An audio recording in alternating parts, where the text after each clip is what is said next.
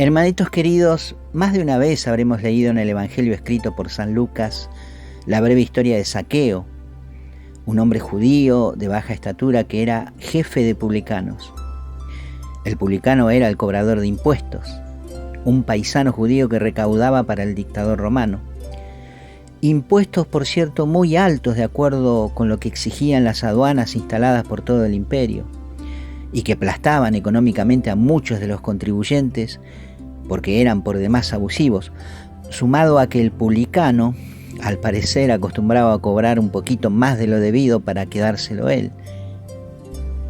Por eso el pasaje en el Evangelio de Lucas muestra a Juan el Bautista cuando vinieron a él algunos publicanos a bautizarse y le preguntan: «Maestro, ¿qué debemos hacer?». Y Juan les contesta: «No exijan más de lo que corresponde». Esto está en el Evangelio del Señor escrito por San Lucas, capítulo 3, versículo 12. Ahí lo pueden corroborar. Entonces verán, hermanitos, que para ejercer este oficio el publicano debía ser una persona de características especiales. Ya con acceder a estar bajo el servicio del opresor, le había ganado el rótulo de pecador en una lista que los emparejaba a los paganos y las prostitutas. El publicano era considerado además un traidor a la patria. Pero esto a ellos no les importaba, porque este oficio les retribuía unas buenas ganancias que quizás ejerciendo otro oficio no conseguirían. Eran por demás corruptos, ya que se enriquecían a costa de sus compatriotas, pero como les dije, no les importaba. Por ejemplo, Leví, llamado también Mateo, autor del Evangelio del Señor que lleva su nombre, era también publicano o cobrador de impuestos. Jesús lo encuentra en sus funciones cuando lo invita a seguirle y, según el Evangelio, éste deja todo para ir tras él y hacerse su discípulo. San Marcos cuenta esto en el capítulo 2 de su libro y dice además que Jesús va a casa de Leví, en donde estaban también muchos publicanos más. Y cuenta también que los fariseos estaban ofendidísimos de que Jesús se juntara con esta gente. Pero el Señor les contesta a esas críticas alegando que no son los sanos los que precisan del médico, sino los enfermos, mostrando así las claras intenciones del Señor de acercar el reino de Dios a todos.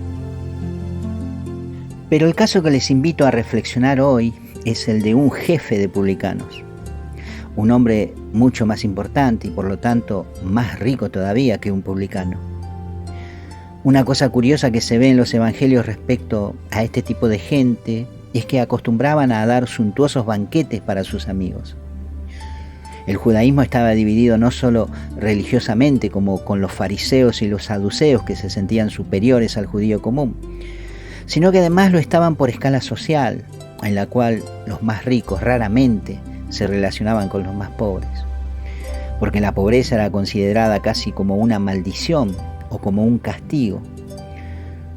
Por algo Dios no había dado prosperidad a cierta gente que se veía obligada a vivir de la limosna y estaba enferma, ya que la enfermedad, según ellos pensaban, era un castigo de Yahvé por el pecado. Pero les decía, en el Evangelio de San Lucas, capítulo 19, se nos cuenta lo siguiente. Entrando Jesús en Jericó, había un hombre llamado Zaqueo, que era jefe de publicanos y rico.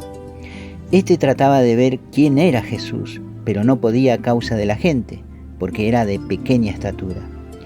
Se adelantó corriendo y se subió a un sicómoro para verle, pues iba a pasar por allí. Y cuando Jesús llegó a aquel sitio, alzando la vista, le dijo: «Zaqueo, baja pronto, porque conviene que hoy me quede yo en tu casa». Zaqueo se apresuró a bajar y lo recibió con alegría. Al verlo, todos murmuraban diciendo: «Ha ido a hospedarse a casa de un hombre pecador». Zaqueo, puesto en pie, dijo al Señor: «Señor, daré la mitad de mis bienes a los pobres, y si en algo defraudé a alguien, le devolveré 4 veces más». Jesús le dijo: «Hoy ha llegado la salvación a esta casa, porque también este es hijo de Abraham. Pues el Hijo del Hombre ha venido a buscar y a salvar lo que estaba perdido». Palabra de Dios.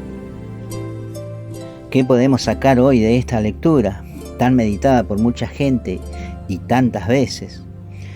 Bueno, hay una vuelta más de tuerca que podemos hacerle a este asunto, algo que en realidad completa la catequesis del perdón y la reconciliación. Porque fíjense, casi siempre que se habla del perdón se toma en cuenta la necesidad de reconciliarse con Dios y con la persona involucrada mediante el pedido de perdón. Sabemos que si no nos reconciliamos, ese asunto terminará definitivamente delante del justo juez, que es Dios Padre, el día en que muramos y nos toque comparecer en su presencia. Esto es así, lo sabemos. Por eso Jesús recomienda reconciliarse, y por eso también sus primeros discursos son acerca del amor entre los hermanos y hace extensión también hacia los enemigos. Oren por quienes les persigan, nos dice. E insiste que si un hermano nos ofende muchas veces y todas esas veces vuelve arrepentido a pedirnos perdón, debemos perdonarle. Jesús muestra que el reino de los cielos, que ha bajado a la tierra, tiene su fundamento en este principio, la reconciliación. Porque eso mismo es lo que Dios hizo con nosotros, abrir la puerta de su misericordia para que veamos en Él la clara intención que tiene de perdonarnos y volvernos a su corazón. Pero fíjense, este principio tiene en algunos casos, o en casi todos, estas 4 partes: el arrepentimiento, el pedido de perdón o la confesión de la falta, la penitencia y la reparación por el daño efectuado. Y casi siempre que tocamos el tema solo hablamos de los 2 primeros puntos, el arrepentimiento y el pedido de perdón, aunque deberíamos hacer más hincapié en el arrepentimiento, ya que este debe ser realmente sincero. Ustedes sabían que la Eucaristía, es decir, el sacrificio de nuestro Señor Jesucristo, se ofrece como reparación por nuestros pecados. ¿Lo sabían? El numeral 1414 del Catecismo de la Iglesia nos lo dice claramente. El cristiano, cuando se convierte a Cristo, inicia un proceso de transformación, de arrepentimiento de sus pecados y de reparación por los mismos. Pero hay pecados más graves que otros. Por ejemplo, como para hilar una idea de lo que es grave para Dios, San Mateo en el capítulo 5, versículo 22 dice que todo aquel que se encolerice contra su hermano será reo ante el tribunal. Otra versión dice, todo aquel que se enoje contra su hermano será llevado ante el juez supremo. ¿Se dan cuenta de lo grave que es esto? En fin, todos pecamos y todos nos enojamos alguna vez, y seguramente habrá alguien con quien estemos enojados en este momento. Pero en todo este asunto sabemos que hay pecados que son más graves que otros, y aunque todos son ofensa para nuestro Señor, hay algunos pecados que dejan hasta daños irreparables. No alcanza con solo estar arrepentido e ir a buscar el perdón. Algunas veces esto no es suficiente. Es preciso reparar o tratar de reparar el daño ocasionado. Es lo que intento decirte hoy con la lectura de Zaqueo. Pero pongamos un ejemplo. Supongamos que estoy en casa de un amigo y de pronto, sin querer, rompo algo muy costoso que puede ser una vajilla o algo muy, pero muy caro. Lo hice sin querer y me siento mal de haberlo hecho. Inmediatamente pido perdón por mi falta y soy perdonado. Pero debo hacer algo más. Tengo que reparar el daño que causó mi falta. Fíjense que en el caso de Zaqueo, Jesús va a su casa y come en su mesa. En la conversación que tiene Jesús con Zaqueo, éste se siente iluminado en su conciencia y lo que antes no veía como pecado, ahora lo ve, gracias a la conversación que tuvo con el Señor. Confiesa su falta y decide públicamente decir que dará la mitad de sus bienes a los pobres. Y no solo eso, sino que reparará el daño 4 veces más a quienes haya causado alguna injusticia. Zaqueo ha decidido reparar el daño, porque no es solo arrepentirse y pedir perdón, sino que es también tener la intención de reparar el daño.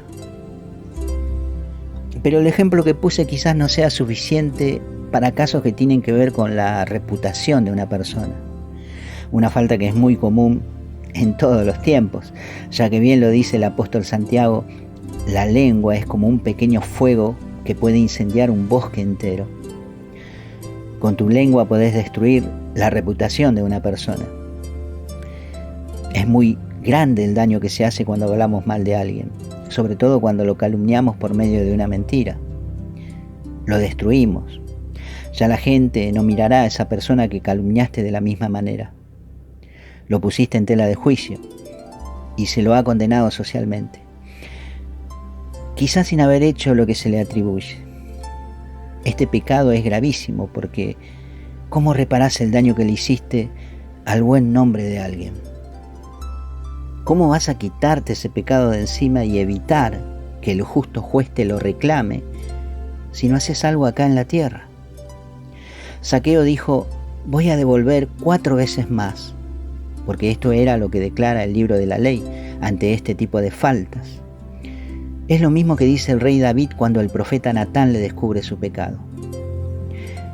Que este hombre pague 4 veces la oveja por haber hecho semejante cosa y no haber tenido compasión, no sabiendo que él era ese pecador del que le habló el profeta.